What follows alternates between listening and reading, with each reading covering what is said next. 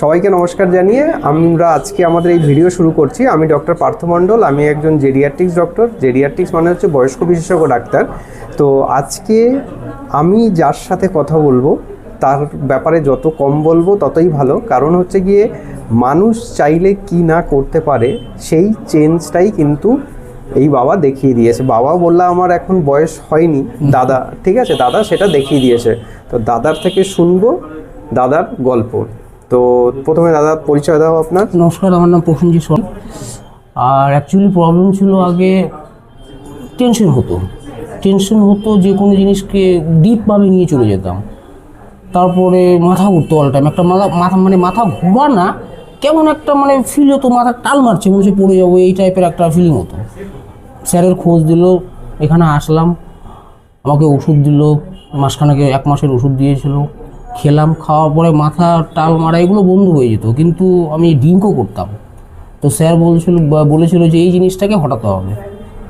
সেটাও স্যারের জন্যই সম্ভব হয়েছে। অসংখ্য ধন্যবাদ স্যার আপনাকে। না এবার হচ্ছে গিয়ে এখন এই যে ড্রিঙ্ক করা, দাদা হচ্ছে গিয়ে ড্রিঙ্ক করতো রেগুলার বেসিসে, এবং অল্টারনেটিভ ডে বা হচ্ছে গিয়ে রেগুলারই রাতের বেলায় উনি খেয়েই ঘুমাতে যেতেন। কিন্তু এখন এই যে চেঞ্জ, এখন লাস্ট 1 মাস ধরে কিন্তু কোনো রকম ড্রিঙ্ক করেনি।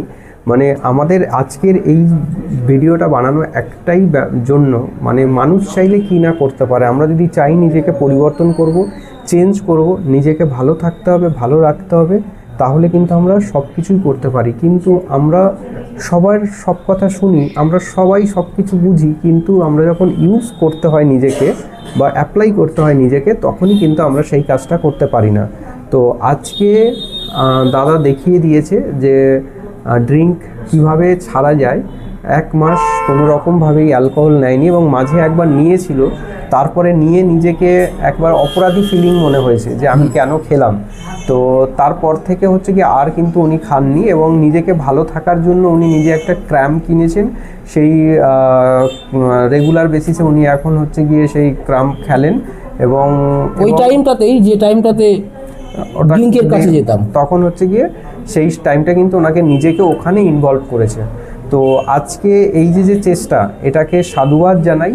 এবং আমি হচ্ছে গিয়ে পরবর্তী সময় দাদাকে আমার কিছু দেওয়া উচিত, কারণ হচ্ছে গিয়ে এই যে এত ভালোভাবে মেনটেন করেছে নিজেকে।